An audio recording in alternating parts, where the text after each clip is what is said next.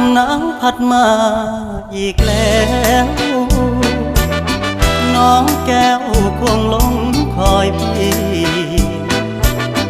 เคยสัญญาให้ไว้จะกลับไปหาคนดี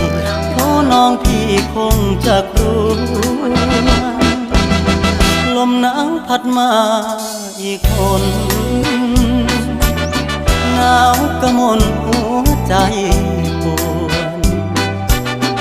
ยามหนาวมาห่างน้องเจ้าคงมองและรำครวญลมหนาวจะหวนกลับไปฟ้าเอ่ยโปรดเห็น